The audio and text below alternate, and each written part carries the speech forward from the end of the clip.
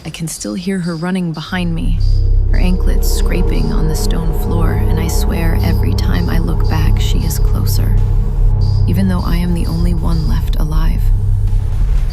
I'm not turning around because I know if I see her face again, I will never stop screaming.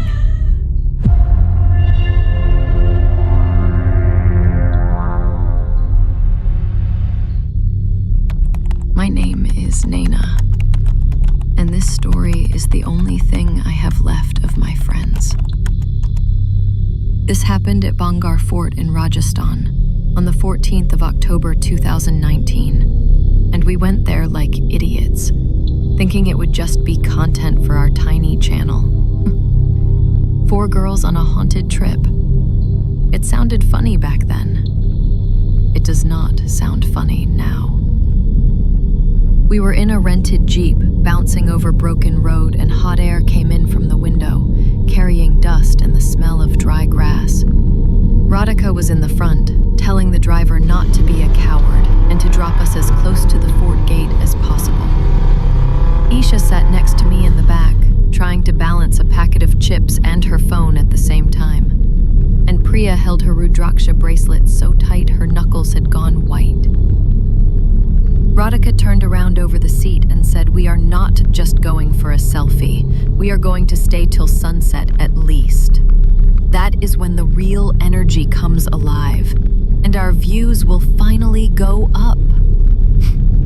Isha rolled her eyes and said, "Sure, and maybe a ghost will collab with us."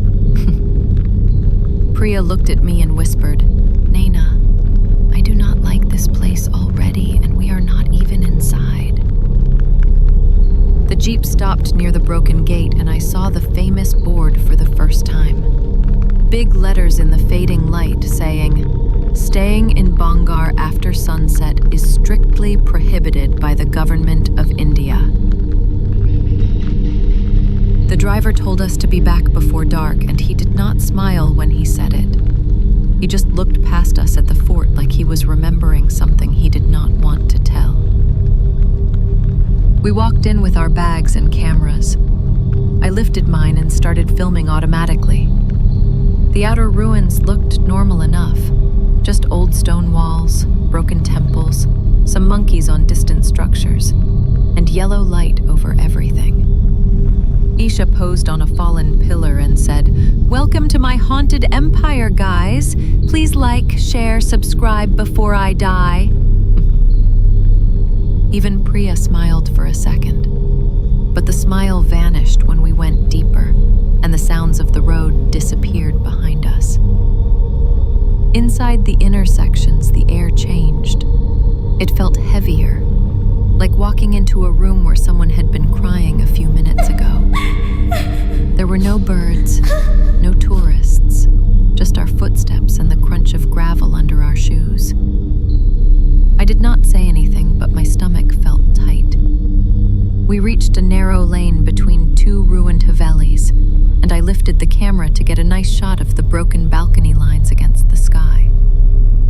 As I zoomed in, I saw someone standing in one of the dark windows, a woman shape in pale cloth, head tilted slightly to the side as if she was listening to us. I blinked, wiped my lens, looked again, and the window was empty. I told myself it was just a shadow, and I did not tell the others because I did not want to sound scared first. We kept moving, following Radhika because she said she had watched a YouTube guide and knew the best path. Priya kept murmuring little prayers under her breath, and Isha poked fun at her, but even her jokes were getting softer. Then we reached the courtyard with the old stone well in the center. The sky had started to turn orange and everything looked washed out, like a faded photo. There was a flat metal plate resting on the rim of the well, and on it lay a single, fresh marigold flower, which made no sense because we had not seen any priest or ritual nearby. Priya grabbed my wrist and said, "Do not touch anything. This is someone's offering." Isha rolled her eyes and picked up the flower anyway, saying, Relax, it is just a flower, not a curse. She tossed it into the well, and all four of us leaned forward, waiting to hear it hit something. There was nothing. No splash, no thud. Just a long, empty silence that felt too deep, like the well swallowed even the sound. For a moment, I felt every hair on my arms stand up. Then from somewhere behind us came the faint sound of anklets. One soft step, like someone had moved just once. We all turned at the same time. The courtyard was empty. The broken walls looked the same as before, but the air felt colder. Isha said, "Must be some local woman hiding and laughing at us." But no laugh came back from the stones, and there should have been an echo. Radhika checked her phone and said, "It is only 5. We have more than an hour before sunset. Stop panicking." Priya said, "I am not panicking. My heart is actually hurting, and I do not think this place wants us here." I wanted to agree with her, but instead I lifted the camera again because that is what I always do. I hide behind the viewfinder. As I panned slowly across the courtyard, the screen glitched for a moment. A flash of green lines and distortion, and in that single blink frame, I saw the same pale woman from the window standing near the archway behind us, her hair hanging straight, her face turned away. Then the glitch vanished, and the archway was empty again. I lowered the camera and my mouth felt dry. I did not know if I should tell the others or pretend nothing happened. So I just said quietly, "Maybe we should go back to the gate now. Everyone seems tired." Radhika looked annoyed, but she nodded, "Fine, we walk back, and if nothing happens, you all owe me a night shoot next trip." We left the courtyard and took the path we thought we came from.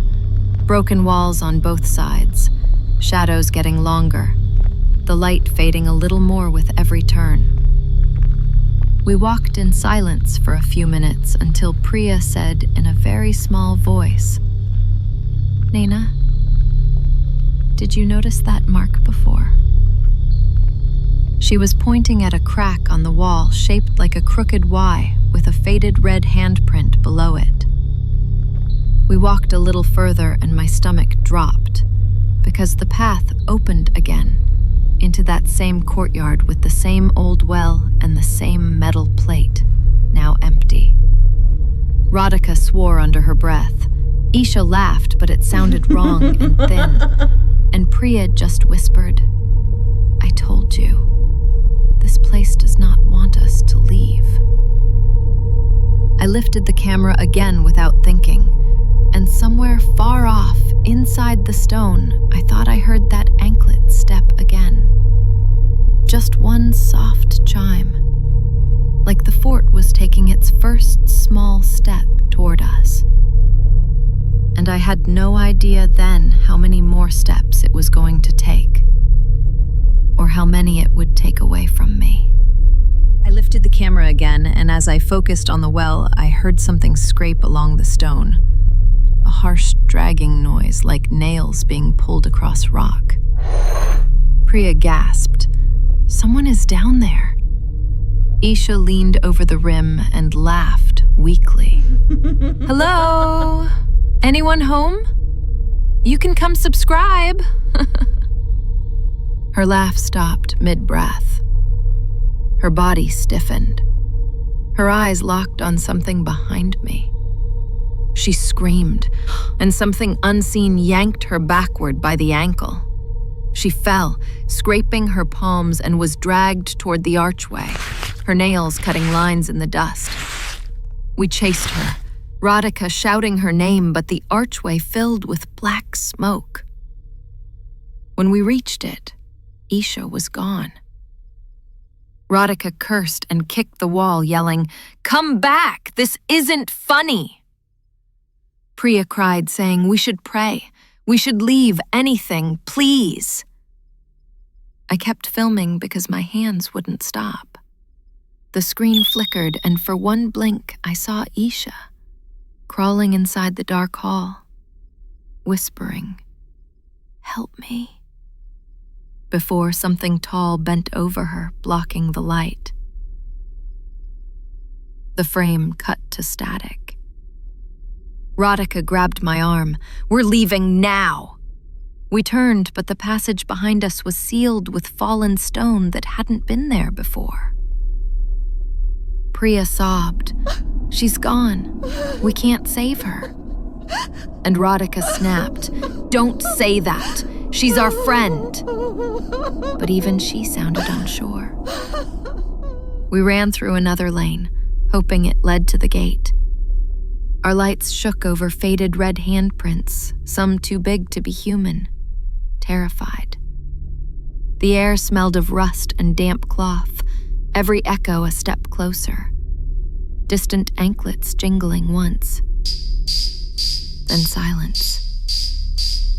We burst into an open yard, thinking we'd escaped, but it was the same courtyard again. The well waited in the center, like it knew we'd return. Priya began chanting softly, her voice breaking. The wind stirred, though the trees outside were still. Then her voice cracked. She dropped the bracelet and pointed behind me. I turned and saw Isha standing barefoot, dust on her legs, eyes pale and wrong. Her lips moved, but no sound came. Radhika whispered, "She's alive," and ran to her. I grabbed her arm. "Don't!" But she tore free. Isha's smile spread, unnatural. She seized Radhika's wrist, twisting it with impossible strength. Radhika screamed, the sound bouncing off the walls. She hit the ground, gasping for air. I froze, empty except for the word, "Run." Priya yanked my arm.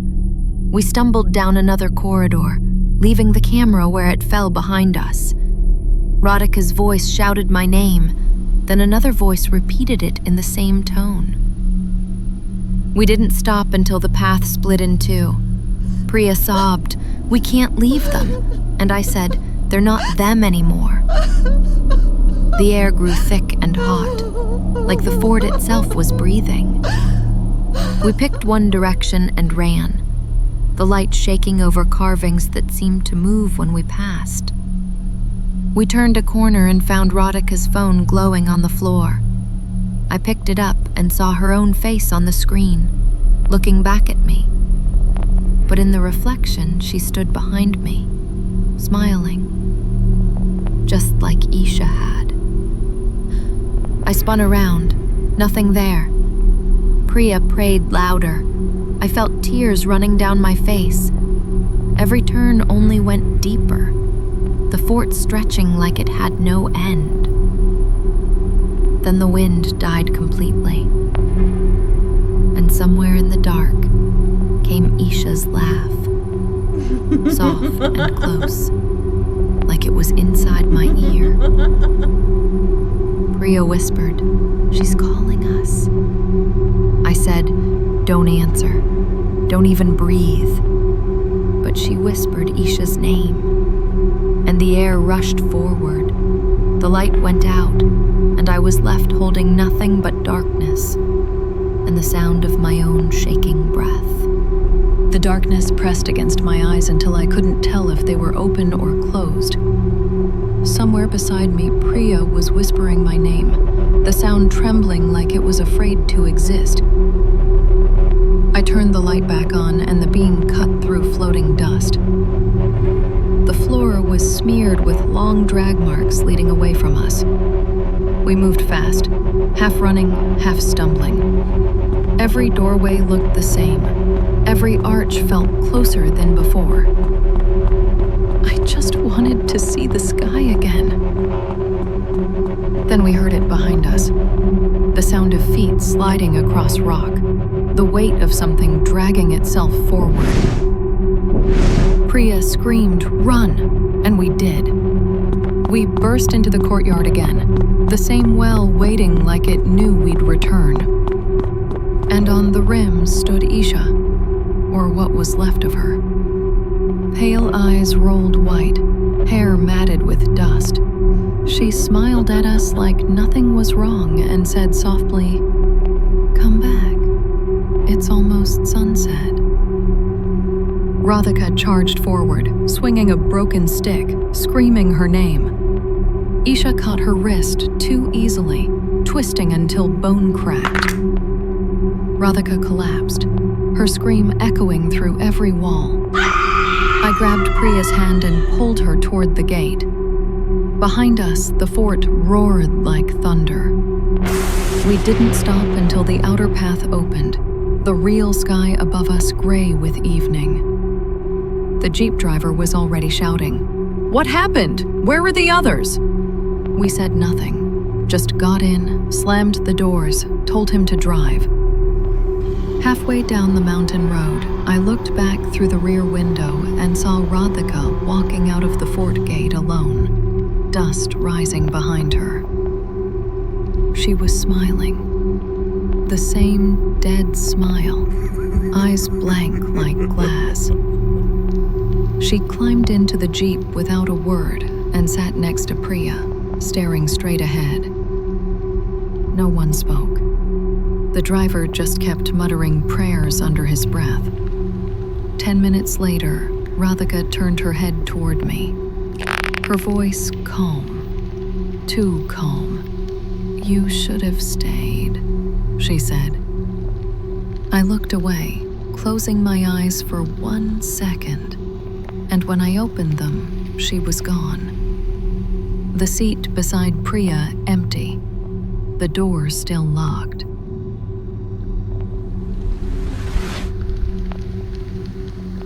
Priya started sobbing again, clutching her bracelet. The driver slammed the brakes. We searched the road with flashlights, but there was nothing. No footprints, no dust trail.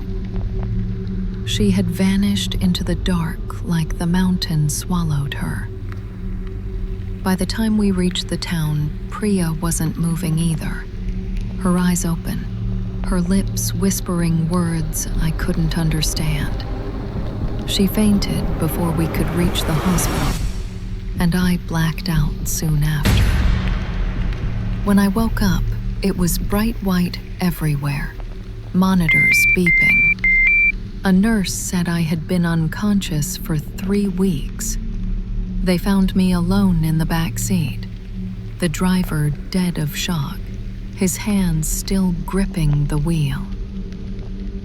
There were no signs of Priya or Radhika.